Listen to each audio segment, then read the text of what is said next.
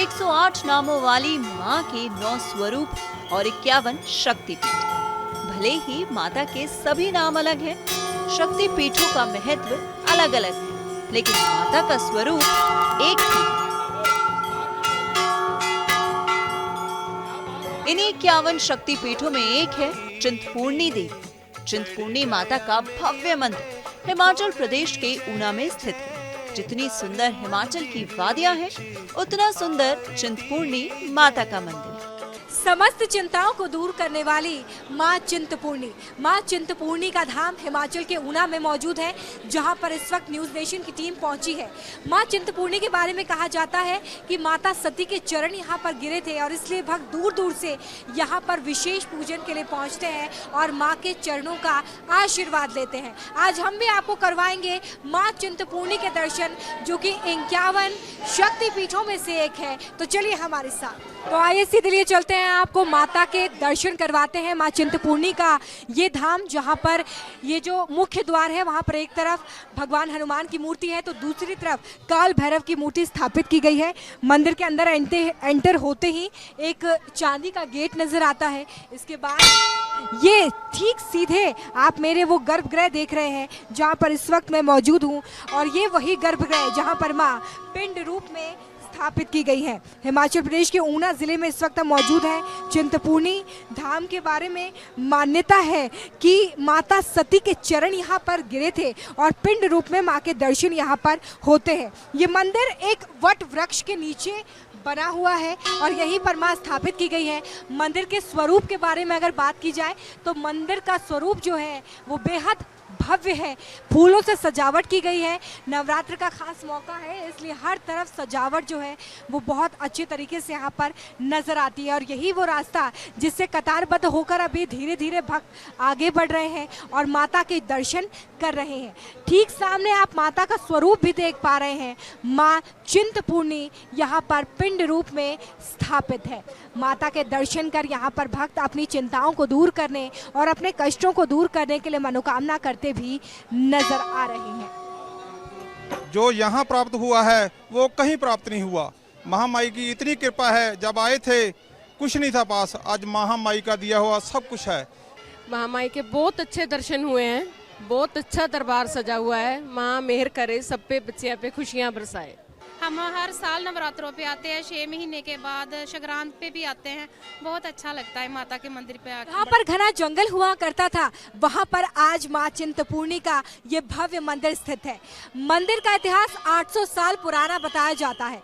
पूरे भारतवर्ष में 51 शक्तिपीठ हैं, जिसमें से माँ चिंतपूर्णी का ये शक्तिपीठ, जहाँ पर मान्यता है कि माता सती के चरण गिरे थे। पौराणिक कथाएं ये भी बताती हैं कि जब माता सती अग्निकुंड में जल गई थी, उसके बाद उनके शरीर के सुदर्शन चक्र से 51 टुकड़े किए गए थे और उन्हीं अंगों में से माता के चरण यहाँ पर आकर गिरे और माँ चिंतपूर्णी के नाम से यहाँ पर माता स्थापित है, विराजमान है और भक्त अनादिकाल से माता के दर्शन के लिए इसी स्थान पर पहुँचते हैं और अपनी हाजिरी लगाते हैं। माँ चिंतपूर्णी का ये धाम 16 सिंगी पर्वत पर मौजूद है, जो समुद्र तल से 940 मीटर की ऊंचाई पर है। जहाँ पर इस वक्त आप ये मंदिर देख रहे हैं, वहाँ पे जंगल हुआ करता था और ये वो वट वृक्ष है जहाँ पर सबसे पहले माता ने अपने भक्त माईदास को दर्शन दिए थे।